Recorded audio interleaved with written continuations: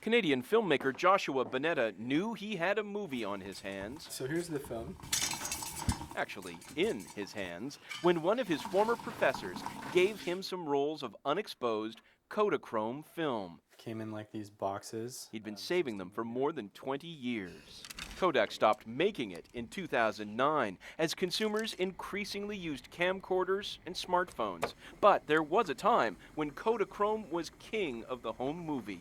Millions of smiling films made all over the world. And if you've ever seen these haunting images of the Kennedy assassination, you were watching Kodachrome.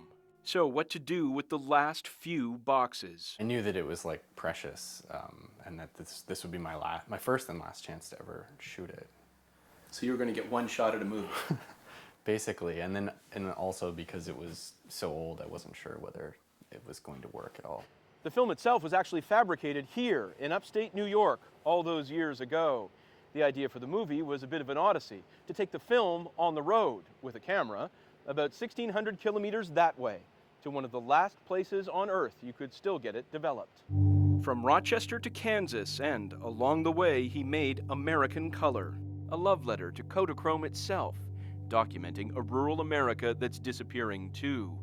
Every once in a while, Bonnetta blasts us with pure color, setting us up for another scene. You know, it has this particular sort of surreal, painterly color.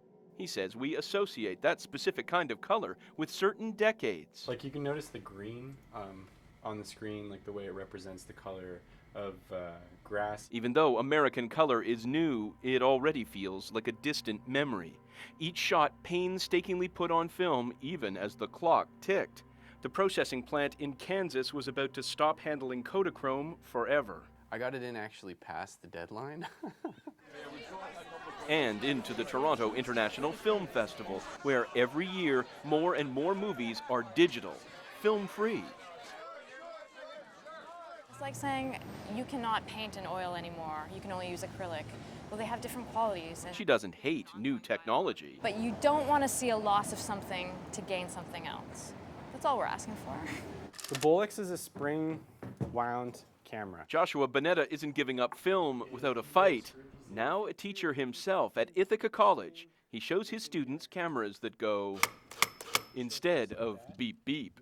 And as long as other kinds of films are still being made, Bonnetta is making sure another generation of directors will be around to take the shot. James Murray, CBC News, Ithica, New York.